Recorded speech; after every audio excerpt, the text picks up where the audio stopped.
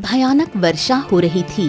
आदित्य अपनी पत्नी गौरी के साथ बैलगाड़ी से होते हुए जंगल के रास्ते अपने घर की ओर जा रहा था।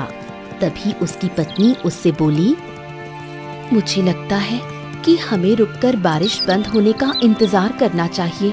वर्षा तेज होने लगी है। हाँ, बात तो तुम्हारी सही है भाग्यवान, लेकिन कहीं ऐसा ना हो कि हम रुक जाएं, लेकिन वर्षा ही ना रुके। हम जंगल में फंस जाएंगे, क्योंकि जंगल की वर्षा ऐसे ही होती है तो फिर होती जाती है। चल चल चल चल चल जल्दी चल। ये सुनकर गौरी चुप हो गई। आदित्य तेज तेज बैलगाड़ी हाँकने लगा। मुझे लगता है कि आपको बैलगाड़ी धीमी चलानी चाहिए, क्योंकि बारिश होने की वजह से चारों ओर कीचड़ जम गई है। कहीं ऐसा ना हो कि बैल बिदक जाए। अरे बकवास बंद करो गौरी, क्या तुम कुछ देर के लिए अपना मुंह नहीं बंद कर सकती? एक तो मैं बैलगाड़ी चला रहा हूँ, तुम कचर कचर कचर कचर। बारिश भी इतनी तेज हो रही है। आदित्य ने इतना कहा ही था कि तभी अचानक एक बड़ा सा गड्ढा आ गया जो पानी से भरा हुआ था। बैलों को वो दिखाई नहीं दिया। बैलगाड़ी का संतुलन बिगड़ गया और गौरी अचानक बैलगाड़ी से नीचे गिरकर बेहोश हो गई। आदित्य तुरंत उसके पास आया। गौरी गौरी गौरी आंखें खोलो, क्या हो गया तुम्हें? गौरी आंखें खोलो, गौरी। गौरी के माथे से खून बह रहा था और उसकी आंखों से भी खून निकल रहा था। ओहो, लगता है कि गौरी को भयानक चोट आई है। अरे! वो गौरी को लेकर एक पेड़ के नीचे चला गया। कुछ देर बाद बारिश रुक गई। आदित्य बैलगाड़ी से गौरी को सीधे घर न ले जाकर गांव के वैद्य के पास ले गया। वैद्य गौरी की जांच करता है। देखो, तुमने आने में इतनी देर क्यों कर दी? जब ये गिरी थी तभी तुम्हें यहाँ पे आना चाहिए था। अरे ये कैसी बातें कर रहे हैं? क्या मैं अपनी पत्नी को जंगल में ही छोड़ देता? देखो, तुम्हारी पत्नी की आंखों की रोशनी जा चुकी है, अब ये कभी भी नहीं देख पाएगी। ये सुनकर आदित्य को झटका लगा। वैद्य ने उसे गौरी के जख्मों के लिए कुछ जड़ी बूटियां दी। ये उसके जख्मों पर लगाना, इससे वो ठीक हो जाएगी। लेकिन हाँ, आंखों की रोशनी अब कभी वापस नहीं आएगी। जाओ, ले जाओ। आदित्य अपनी पत्नी को घर ले आया और सारी घटना अपनी माँ को बताई। अगली सुबह गौरी की आंखें खुली। मुझे कुछ दिखाई नहीं दे रहा। मैं कहाँ हूँ? मुझे कुछ क्यों नहीं दिखाई दे रहा? तभी आदित्य वहाँ आ पहुँचा। गौरी, तुम अब अंधी हो चुकी हो, ठीक है? वैद्य जी ने कहा है कि अब तुम्हें कभी भी कुछ भी नहीं दिखाई देगा। ये सुनकर गौरी फूट फूट कर रोने लगी। समय ऐसे ही बीतने लगा, लेकिन उस दिन के बाद से आदित्य का रवैया गौरी के प्रति बदल गया। एक दिन गौरी पानी लाने के दौरान लड़खड़ाते हुए अचानक गिर गई। ये लो, खड़े खड़े गिर गई। अरे मैंने तुझसे पानी मांगा था, वो तो तुझसे लाया नहीं जाता। कम से कम पानी का ही सहारा था तुझसे, वो भी खत्म हो गया। अरे! तभी आदित्य की माँ आती है और आदित्य से कहती हैं, ऐसा नहीं कहते बेटा, तू देख नहीं रहा कि वो अंधी हो चुकी है। अरे अम्मा, मेरे ही कर्म फूटे हुए थे जो इससे ब्याह कर लिया। अब मुझे जीवन भर इस अंधी का बोझ उठाना पड़ेगा, वो तुम्हें नहीं दिख रहा? इतना कहकर आदित्य वहाँ से चला गया। तभी उसकी माँ गौरी के पास आई। बेटा, हिम्मत मत हार, सब ठीक हो जाएगा। क्या ठीक हो जाएगा माँ? कौन समझेगा कि अंधी होने में मेरा क्या दोष है? जब वर्षा हो रही थी तब मैंने कहा था कि रुक जाते हैं। काश हम रुक जाते तो मैं गिरती नहीं और मेरी आंखों की रोशनी ना जाती। इतना कहकर गौरी फूट फूट कर रोने लगी। उसकी सास उसे चुप कराने लगी। धीरे धीरे आदित्य का व्यवहार और भी खराब होता गया। एक दिन गौरी खड़ी थी, अचानक बेहोश हो गई। ये लो, फिर से वही समस्या। लगता है कि अब इसको कोई नई बीमारी हो गई है। पहले अंधी थी, अब घड़ी घड़ी बेहोश भी होने लगी है। क्या कहूँ मैं इसको। ये सुनकर आदित्य की माँ गुस्से से आदित्य से कहती है, कुछ तो इंसानियत रख, शर्म कर, तेरी पत्नी गर्भवती है। ए अम्मा, एक बात बताऊं?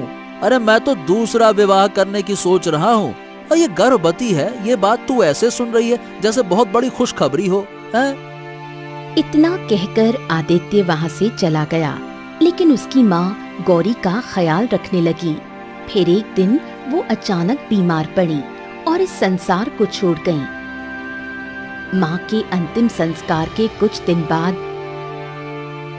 आदित्य अपने घर एक दूसरी स्त्री राधा को लेकर आ पहुंचा।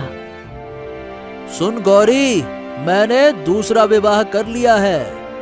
ये कैसे कर सकते हैं आप? एक पत्नी के होते हुए दूसरा विवाह? बिल्कुल कर सकता हूँ। अरे मैं किसी अंधी लड़की के साथ अपना जीवन नहीं बिता सकता। हाँ। और जो मेरी कोख में आपकी संतान पल रही है, उसका क्या? अरे मुझे क्या पता उसका क्या, तेरी संतान है, तू जान। बात करती है, तेरे जैसे ही अंधी या लंगड़ी निकलेगी तेरी संतान। तू यहाँ से निकल जा, निकल यहाँ से। गौरी बहुत हाथ पैर जोड़ती रही, लेकिन आदित्य नहीं माना और उसे रात के समय घर से बाहर निकाल दिया। गौरी आधी रात के समय अपने गांव के बाहर खड़ी होकर रोने लगी। तभी वहां एक बूढ़ी स्त्री आ पहुंची, जो गांव में सबसे अलग थलग रहती थी। सभी लोग उसे रहस्यमयी नजरों से देखते थे। गांव वालों का मानना था कि वो बूढ़ी औरत काला जादू करती है। आखिर तुम आधी रात को गांव के बाहर क्या कर रही हो और तुम रो क्यों रही हो? गौरी सारी घटना रोते हुए उसे बताने लगी। बेटिया, ये संसार ऐसा ही है। बरसों पहले मुझे भी इन्हीं गांव वालों में से किसी एक व्यक्ति ने पत्नी का दर्जा देने से इनकार कर दिया था। बस मैं तेरी तरह अंधी नहीं थी। गांव की सीमा पर झोपड़ी बनाकर रहने लगी और जंगल की सब्जियां, फल फूल खाकर अपना गुजारा करने लगी। लेकिन उसके बावजूद भी गांव वालों ने मेरे ऊपर आरोप लगाया कि मैं काला जादू करती हूँ। मेरे साथ अन्याय हुआ था, इसलिए मैं तेरे साथ हुए अन्याय को समझ सकती हूँ। चिंता मत कर, तू मेरे साथ चल। यहाँ कोई भी गांव वाला तेरी मदद नहीं करेगा। बूढ़ी औरत गौरी को अपनी झोपड़ी में ले जाती है और उसकी देखभाल करने लगती है। कुछ समय बाद गौरी एक सुंदर पुत्र को जन्म देती है। पुत्र को देखकर गौरी फूट फूट कर रोने लगती है। क्या हुआ? तुम्हारे पुत्र हुआ है। इस खुशी के मौके पर तुम रो क्यों रही हो? रो नहीं तो और क्या करूं? अगर मेरी आंखें होती तो शायद मेरा पति होता और ये मौका कितना खुशी का होता। लेकिन देखो, मेरा पुत्र हुआ है। जब ये बड़ा होगा तब मैं इसे क्या बताऊंगी? इसे सब सच बताना, लेकिन साथ ही साथ उसे अच्छे संस्कार देना, अच्छा इंसान बनाना। उसे उसके पिता की तरह मत बनाना। कुछ ही देर बाद बूढ़ी औरत ने गौरी से पूछा, अपने पुत्र का क्या नाम रखोगी? मैं कितनी अभागन हूँ, अपने पुत्र को देख भी नहीं सकती। इसका नाम अर्जुन रखूंगी। समय ऐसे ही बीतने लगा और देखते ही देखते अर्जुन 5 वर्ष का हो गया। बूढ़ी औरत हर सुबह जंगल जाती, वहां से सब्जियां और फल लेकर झोपड़ी में लौटती थी। लेकिन एक दिन वो जंगल गईं तो फिर कभी वापस नहीं लौटी। शाम हो गई थी, लेकिन बूढ़ी औरत नहीं आई। ये देखकर गौरी घबरा गई और झोपड़ी के बाहर निकल आई। तभी एक व्यक्ति जो गौरी के गांव का ही था वहां आ पहुंचा। लगता है तुम उस बूढ़ी औरत का इंतजार कर रही हो जिसकी झोपड़ी में तुम रह रही हो, है ना? हाँ, मेरा मन बहुत घबरा रहा है। वो अब तक लौट आती थी, वापस क्यों नहीं आई? वो जंगल में फल तोड़ने के लिए गई थी। तभी अचानक एक शेर आ गया और उसने उस पर हमला कर दिया और उसे मार कर खा गया। इस घटना को मैंने बहुत दूर से देखा और कुछ गांव वालों ने भी देखा। माफ करना, लेकिन अब वो कभी वापस नहीं आएगी। चलो, मैं चला। इतना कहकर वो व्यक्ति चला गया। गौरी फूट फूट कर रोने लगी। तभी उसका नन्हा पुत्र अर्जुन आ गया। माँ, क्या हुआ? तुम रो क्यों रही हो? दादी कहाँ गई? अर्जुन उस बूढ़ी औरत को दादी कहने लगा था। बेटा, दादी अब कभी नहीं आएंगी। वो हमसे बहुत दूर एक दूसरे संसार में जा चुकी है। अर्जुन की आंखों में आंसू आ गए। अगले दिन अर्जुन रोता हुआ गौरी से बोला, माँ, मुझे बहुत जोरों से भूख लगी है। ये सुनकर गौरी की आंखों से आंसू बहने लगे। मेरा बेटा, मैं तुझे भूखा नहीं रहने दूंगी। ये बात अलग है कि मैं कुछ कर नहीं सकती, लेकिन तू चिंता मत कर। तू यहीं रह, झोपड़ी से बाहर मत निकलना। मैं कुछ खाने पीने का सामान लेकर आती हूँ। इतना कहकर गौरी निकल जाती है और एक पेड़ के नीचे बैठकर सोचने लगती है, अब क्या करूं? मुझे तो कुछ दिखाई भी नहीं देता और मेरा बेटा भूखा है। तभी वहां से एक व्यक्ति गुजरता है जो दूसरे गांव का था।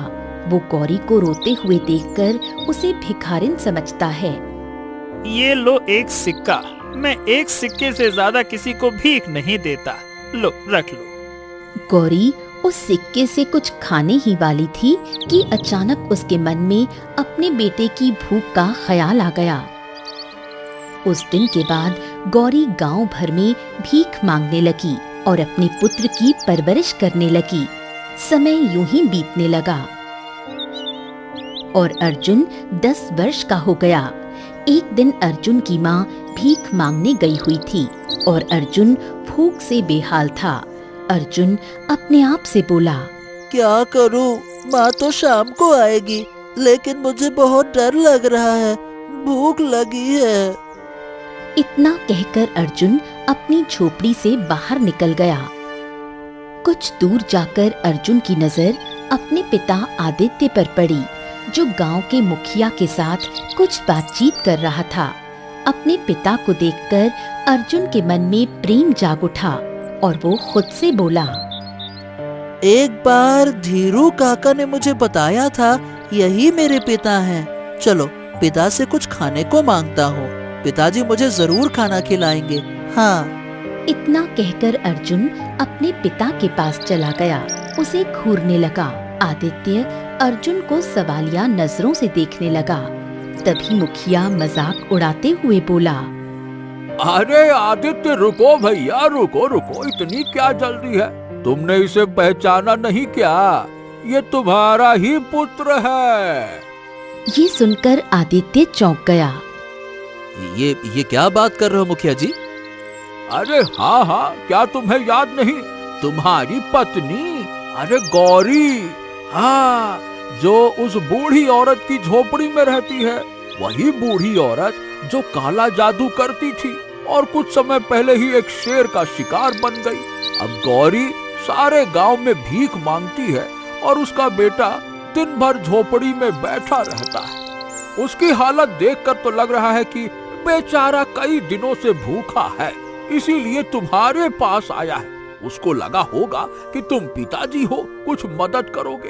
अरे भाई, अब जैसा भी हो, है तो तुम्हारा ही बेटा, एक अंधी भिखारन का बेटा।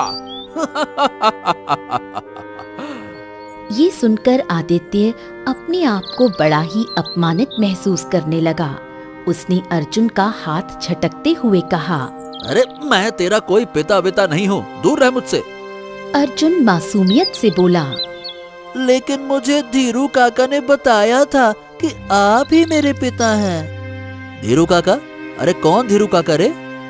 मुखिया फिर से हंसते हुए बोला, अरे धीरू काका को नहीं जानता क्या? धीरू काका गांव के सबसे बूढ़े व्यक्ति थे। केवल वही तुम्हारी पत्नी का हाल चाल लेने के लिए जाया करते थे। उन्होंने ही तेरे बारे में बताया होगा। अब धीरू काका भी 2 महीने पहले स्वर्ग सिधार गए। आदित्य ने अर्जुन को धक्का दे दिया। खबरदार जो मुझे अपना पिता कहा, दूर रह तू। तेरी माँ से मेरा कोई रिश्ता नहीं है। कान खोल के ये बात सुन ले। मैंने बरसों पहले ही उसे घर से निकाल दिया था और तुझे भी अपनाने से इनकार कर दिया था। तेरी पहचान तेरे पिता से नहीं, तेरी माँ से है। और तेरी माँ एक अंधी भिखारन है जो पूरे गांव में भीख मांगती रहती है। आगे से मेरी उंगली पकड़ने की कोशिश भी मत करना, नालायक कहीं का। इतना कहकर आदित्य गुस्से में पैर पटकता हुआ वहां से चला गया। अर्जुन आंसुओं से भरी अपनी आंखें लेकर अपनी झोपड़ी में वापस आ गया। शाम को अर्जुन अपनी माँ को सारी घटना बताते हुए बोला। धीरू काका ने बताया था माँ कि आदित्य ही मेरे पिताजी हैं। जब मैं उनके पास गया लेकिन उन्होंने मुझे झिड़क दिया, बहुत डांटा। माँ, मेरे पिता बाकी के पिता जैसे मुझे प्रेम क्यों नहीं करते? गौरी की आंखों से आंसू बहने लगे और वो सारी सच्चाई अपने बेटे को बताने लगी। अर्जुन, जो कम उम्र में ही समझदार हो चुका था, गंभीर स्वर में बोला। चिंता मत करना माँ, समय सबका बदलता है, हमारा भी बदलेगा। अब मैं कभी अपने पिता के पास नहीं जाऊंगा और उनसे कोई बात नहीं करूंगा। हाँ। समय ऐसे ही बीतने लगा और देखते ही देखते गौरी का पुत्र 20 वर्ष का हो गया। 20 वर्ष होने के बाद अर्जुन अपने आप से बोला, अब मैं अपनी माँ को भीख नहीं मांगने दूंगा। अब मैं बड़ा हो गया हूँ, मुझे काम करना चाहिए। अब मैं अपनी अंधी माँ का सहारा बन सकता हूँ। हाँ। अगले दिन अर्जुन सीधे गांव के मुखिया के पास जाकर बोला, मुखिया जी, मैं क्या कह रहा हूँ कि आपके तो गांव में बहुत सारे खेत हैं। क्या आप मुझे उन खेतों में से किसी भी एक खेत में काम करने के लिए रख सकते हैं? मुखिया अर्जुन का मजाक उड़ाते हुए बोला, नहीं रख सकता। अरे भैया, मैं एक अंधी भिखारन माँ के बेटे को काम पर नहीं रख सकता। अरे तुम्हारी अंधी माँ ने तुम्हें हमेशा गांव से अलग रखा। क्या पता उसने तुम्हें क्या क्या सिखाया हो। हाँ। ये सुनकर अर्जुन को गुस्सा आया, लेकिन उसने उसे अपने मन में दबा लिया। मुखिया जी, आप जानते हैं कि मेरी माँ ने मुझे गांव से अलग क्यों रखा? क्योंकि गांव वालों ने कभी मुझे और मेरी माँ को सम्मान की नजर से नहीं देखा और उन सब ने कभी मदद भी नहीं की। अरे वो इसलिए नहीं की क्योंकि तुम्हारी माँ पूरे गांव में भीख मांगती है। क्या तुमने कभी भीख मांगने वालों की इज्जत देखी है? इज्जत की बात करते हैं। मुखिया जी, मैं इस दाग को मिटाना चाहता हूँ। मैं नहीं चाहता कि मेरी माँ अब भीख मांगे। हाँ, भीख ना मांगे तो खाओगे क्या भैया? क्षमा करो बेटा, क्षमा करो अर्जुन, मैं तुम्हारी मदद नहीं कर सकता। क्या पता तुम मेरे खेत में चोरी कर लो। मैं तुम पर भरोसा नहीं करता। जाओ भैया जाओ। इतना कहकर मुखिया वहां से चला गया। अर्जुन गांव के जमींदार के पास गया। जमींदार हंसते हुए बोला, अरे राजकुमार आए हैं। कल तक तुम्हारी अम्मा भीख मांगने आती थी, अब तू भी आ गया। अबे सुन, एक अंधी भिखारन माँ के बेटे को मेरे खेत में क्या काम? अर्जुन फिर अपना गुस्सा दबाकर बोला, अब देखिए, मुझे काम की जरूरत है। जमींदार मजाक उड़ाते हुए बोला, क्यों भाई, क्या तेरी माँ को अब कोई गांव में भीख नहीं देता क्या? वैसे भी तो पिछले 20 साल से भीख का ही तो खा रहा है। भिखारी की औलाद, तुझे तो आदत पड़ गई होगी ना। अपने माँ का उसके काम में सहयोग कर भाई, और क्या। ये सुनकर अर्जुन की आंखों में आंसू आ गए। जमींदार जी, अब मैं बड़ा हो गया हूँ। मैं अपनी अंधी माँ का सहारा बनना चाहता हूँ। मैं मेहनत करना चाहता हूँ इसीलिए आपके पास आया हूँ। अरे भैया, तो हमको माफ करना, मैं तुझे काम पर नहीं रख सकता। मैं हमेशा उन लोगों को काम पर रखता हूँ जो भरोसेमंद होते हैं। और तेरा क्या भरोसा, तू एक अंधी भिखारन का बेटा है जो उस बूढ़ी औरत की झोपड़ी में रहती है, जिसके बारे में गांव वालों का मानना था कि वो काला जादू करती है। क्या भरोसा तेरा, तू क्या क्या करे, काला जादू, चोरी डकैती? ना भैया ना, तेरे ऊपर कोई भरोसा ना है। गांव वाले गलत सोचते थे जमींदार साहब। उसी बूढ़ी औरत ने हमारे बुरे समय में मेरी माँ को सहारा दिया। जब वो गर्भवती थी तब उस बूढ़ी औरत ने सहारा दिया। सबकी अपनी अलग अलग सोच होती है। अब भाई, तेरे लिए वो बूढ़ी औरत हो सकती है, कोई देवी हो सकती है जो कि बरसों पहले शेर का खुराक बन गई, पर मेरी नजर में वो काला जादू करने वाली एक डायन थी। तेरी माँ भी एक डायन ही होगी, और एक डायन अपने बच्चे को कभी भी भलाई का काम तो ना सिखाती। और ये भी तो सोच, कुछ तो तेरे पिता आदित्य ने भी तेरी माँ के अंदर देखा होगा, तभी तो जब वो पेट से थी धक्के मार कर बाहर निकाल दिया और तुझसे कभी बात तक ना करी। ये सुनकर अर्जुन पूरी तरह से क्रोधित हो गया। बस जमींदार, बस बस करो, इसके आगे एक लफ्ज भी मत बोलना। अरे मैं तुम्हारे पास काम मांगने आया था, तुमने मुझे अपमानित किया, इसकी कोई परवाह नहीं, लेकिन मेरी माँ के चरित्र पर उंगली उठाकर तुम हद से ज्यादा आगे बढ़ रहे हो। पूरा हो जाएगा। जमींदार गुस्से से बोला, अरे बुरा हो जाएगा? तेरी हिम्मत कैसे हुई मुझसे ऊंची आवाज में बात करने की? इससे पहले कि मैं तुझे धक्के देकर अपने खेत से बाहर फिकवा दूं, अरे दफा हो जा यहाँ से, निकल जा, निकल चुपचाप। अर्जुन चुपचाप अपमानित होकर चला गया। अर्जुन ने गांव में कई लोगों से काम मांगा, लेकिन किसी ने नहीं दिया। अर्जुन घर लौट आया और उसकी आंखों में आंसू आ गए। क्या हुआ बेटा, तू कहाँ गया था? अर्जुन ने सारी घटना बताई। माँ, मुझे किसी ने काम नहीं दिया।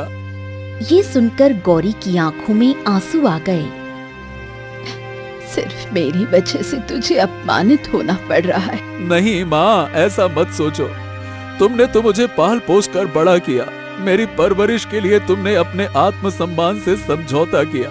दुनिया तुम्हें नहीं समझ सकती, लेकिन मैं तुम्हें समझता हूँ कि तुमने कितने कष्ट सहे। इतना कहकर अर्जुन गहरी सोच में डूब गया। रात भर उसे नींद नहीं आई। अगले दिन अर्जुन अपनी माँ गौरी से बोला, माँ, अब से आप भीख मांगने के लिए नहीं जाएंगी। बेटा, आखिर तू ऐसा क्यों कर रहा है? तू कुछ दिन पहले बता रहा था कि गांव में तुझे कोई काम नहीं देता। कहते हैं कि तू एक अंधी विकलांग का पुत्र है। तेरा क्या भरोसा कि तू चोरी ना कर ले। मैं सब जानता हूँ माँ, और गांव में मुझे काम नहीं देता कोई तो क्या हो गया? अब मैं जवान हो चुका हूँ, मेरे अंदर शक्ति है। मैंने एक कुल्हाड़ी खरीद ली है। आज से मैं जंगल में लकड़ियां काटने जाऊंगा और लकड़ियों को काटकर दूसरे गांव में बेचूंगा। अपने दुख के दिन खत्म हो जाएंगे माँ, देख लेना। अर्जुन लकड़ियां काटने के लिए जंगल चला गया। उसी दिन से वो रोज जंगल जाने लगा, लकड़ियां काटकर दूसरे गांव में बेचने लगा। धीरे धीरे गौरी की किस्मत बदलने लगी। कुछ समय बाद अर्जुन ने झोपड़ी के स्थान पर एक अच्छा सा घर बनवा लिया। हाँ माँ, देखो माँ, हमारा समय बदल गया। नहीं बेटा, अभी हमारा समय नहीं बदला। मैं चाहती हूँ कि तू और ज्यादा तरक्की करे, इतनी तरक्की कि तेरे पिता को एहसास हो कि उन्होंने तुझे नहीं अपनाकर कितनी बड़ी भूल की थी। गौरी की बात अर्जुन के मन में घर कर गई और वो गंभीर सोच में डूब गया। लेकिन याद रखना, कभी भी तरक्की के लिए बेईमानी और झूठ का सहारा मत लेना और अत्याचार मत करना। हमेशा ईमानदारी से अपना कर्तव्य निभाना।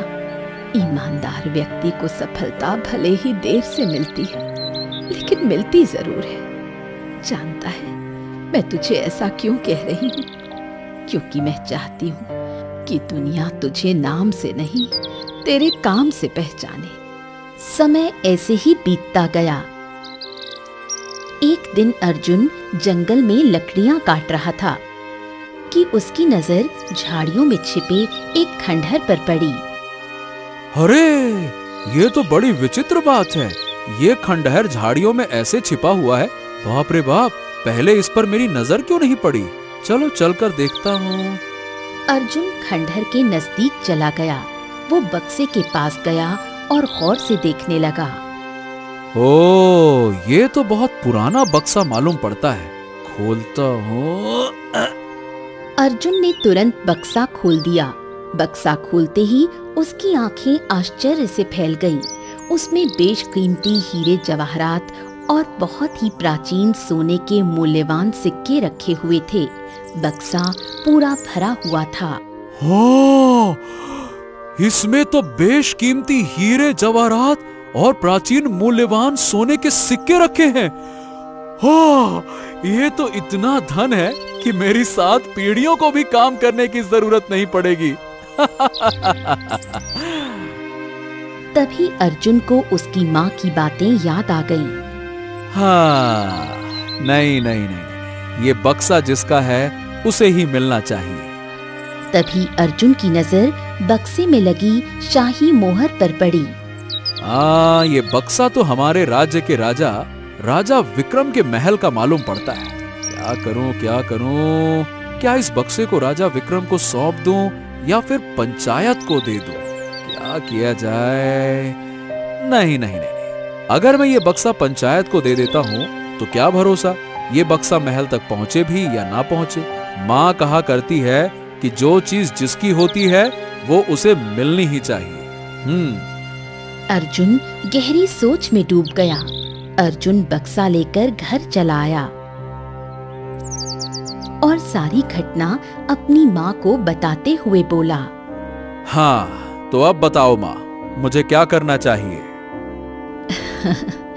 इसमें सोचने की क्या बात है बेटा?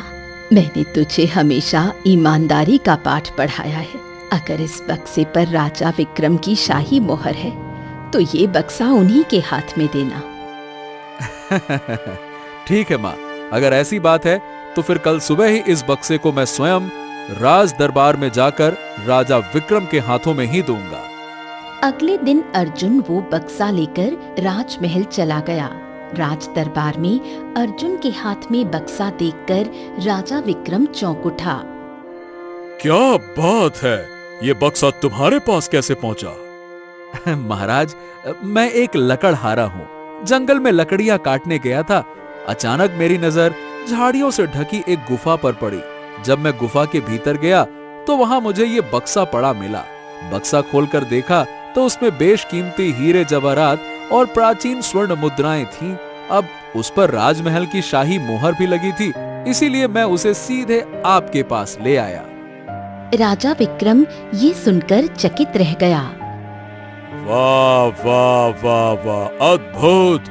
मैंने अपने जीवन में ऐसे ईमानदार व्यक्ति बहुत ही कम देखे हैं। तुम इस खजाने को अपने पास रखकर कितने धनवान बन सकते थे, तुम्हें इसका अंदाजा भी है?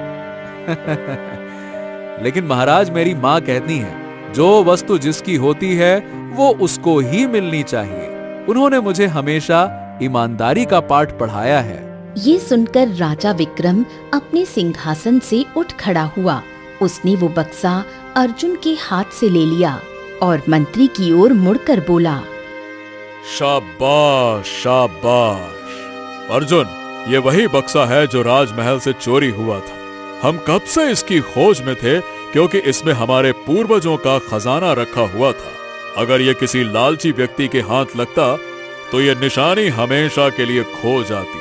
हम तुम्हारे शुक्रगुजार हैं। महाराज, मैं आपको बताने ही वाला था। जिस रात ये बक्सा चोरी हुआ उस रात एक सैनिक ने राजकुमार को महल से बाहर जाते देखा और बक्सा उनके हाथ में था। क्या? तो राजकुमार को तुरंत दरबार में बुलाया जाए। जाओ लेकर आओ। कुछ ही देर में राजकुमार दरबार में आ पहुंचा। राजकुमार बक्से को देखकर घबरा गया। सच बोल दो राजकुमार, झूठ बोलोगे तो तुम्हें इतना कठोर दंड दूंगा कि तुम्हें इसका अंदाजा भी नहीं है। और तुम जानते हो मैं कठोर दंड देने में अपनी प्रजा के बीच कितना प्रसिद्ध हूँ। पिताजी, मुझे माफ कर दीजिए। मैं जमुना बाई को पसंद करता था और आप इस विवाह के खिलाफ थे। मैं ये खजाना लेकर उसके साथ राज्य से भाग जाना चाहता था। अरे तुमने एक वैश्या के लिए अपने ही पूर्वजों के खजाने की चोरी कर ली। अरे मूर्ख कहीं के, अगर वो तुमसे धन खत्म होने के बाद अलग हो जाती तो क्या करते? हाँ, मुझे अपनी भूल का एहसास है। ये एहसास बाद में करना, पहले तुम्हें पश्चाताप करना होगा। अब तुम एक सामान्य चोर की तरह जेल में रहोगे और वही सजा पाओगे जो हर अपराधी को मिलती है। राजा विक्रम ने अपने पुत्र को बंदी बनाकर कारागार में डलवा दिया और अर्जुन की ओर देखकर बोला, अर्जुन, अब से तुम असली राजकुमार हो। अब मैं उस माँ से मिलना चाहता हूँ जिसने तुम्हें इतने अच्छे संस्कार दिए हैं। राजा विक्रम 2 सैनिकों के साथ अर्जुन के गांव पहुंचा। गांव वाले राजा को देखकर आश्चर्यचकित हो गए। राजा गौरी से बोला, वाह वाह वाह माताजी, वाह, अद्भुत। आपने अपने बेटे को जो ईमानदारी सिखाई है, हम उससे प्रभावित हैं। इसीलिए हम इसे गांव का जमींदार घोषित करते हैं और साथ ही उसे महल में एक ऊंचा पद भी देते हैं और इनाम स्वरूप 10,000 स्वर्ण मुद्राएं भी प्रदान करते हैं। ये सुनकर गौरी प्रसन्न हो गई। क्या तुम देख नहीं सकती? अर्जुन राजा को पूरी घटना सुनाता है कि कैसे उसकी माँ की आंखों की रोशनी चली गई थी और कैसे उसने 15 साल तक भीख मांगकर उसे पाला। राजा की आंखों में आंसू आ गए। ओह, ये तो मैं क्या कहूँ, मैं निशब्द हूँ तुम्हारी घटना सुनकर। माताजी, अगर आप चाहे तो मैं आपके पति को सजा दे सकता हूँ। नहीं, मेरे बेटे की सफलता ही उसकी सबसे बड़ी सजा है। राजा विक्रम मुस्कुराने लगा। कुछ दिनों में अर्जुन की किस्मत पूरी तरह बदल गई। उसकी झोपड़ी की जगह अब एक आलीशान हवेली खड़ी थी। कुछ समय बाद अर्जुन ने एक प्रसिद्ध वैद्य को बुलाया। मैं अपनी माँ के आंखों का इलाज करवाना चाहता हूँ वैद्य जी। चाहे जितना भी धन खर्च हो, बस मेरी माँ देख सके। हाँ, आपकी माँ की आंखें ठीक हो सकती हैं। आप निश्चिंत रहिए। कई दिनों के इलाज के बाद एक दिन गौरी की आंखों की रोशनी लौट आई। बेटा, मुझे सब कुछ दिखाई दे रहा है। अर्जुन मुस्कुराने लगा। अब अर्जुन न सिर्फ गांव का जमींदार था, बल्कि महल में ऊंचा पद भी प्राप्त कर चुका था। गांव में उसका और उसकी माँ का बहुत सम्मान होने लगा। एक दिन अर्जुन का पिता आदित्य अपनी दूसरी पत्नी राधा के साथ अर्जुन के पास आ पहुंचा। मेरे बेटे, मैंने तेरी माँ और तेरे साथ बहुत अन्याय किया। शायद इसीलिए भगवान ने मुझे संतान के सुख से वंचित किया। मुझे माफ कर देना बेटे, मुझे माफ कर दे। गौरी ने अपने पति से नजरें फेर लीं। आपने कभी मुझे बेटे का दर्जा नहीं दिया। मेरी माँ ने अंधी होकर भी मुझे भीख मांग कर पाला और आप तो जीवित रहते हुए भी साथ नहीं थे। मेरी माँ गर्भवती थी, लेकिन आपने उस पर तरस नहीं खाया और आधी रात के समय मेरी माँ को धक्के देकर दर दर की ठोकरें खाने पर मजबूर कर दिया। आपने ये भी नहीं सोचा कि वो आपके ही होने वाले बच्चे की माँ है। क्षमा करें, आप हमको क्षमा करें और आप जा सकते हैं और दोबारा कभी वापस मत आइएगा। जाइए। आदित्य निराश होकर अपनी दूसरी पत्नी के साथ चला गया। इस प्रकार एक अंधी माँ का बेटा गांव का राजकुमार बन गया। ये सिद्ध हो गया कि एक माँ का आशीर्वाद एक सामान्य बेटे को भी ऊंचाइयों तक पहुंचा सकता है। ईमानदारी, संघर्ष और माँ के आशीर्वाद की ये कहानी समय के पन्नों पर स्वर्ण अक्षरों में दर्ज हो गई।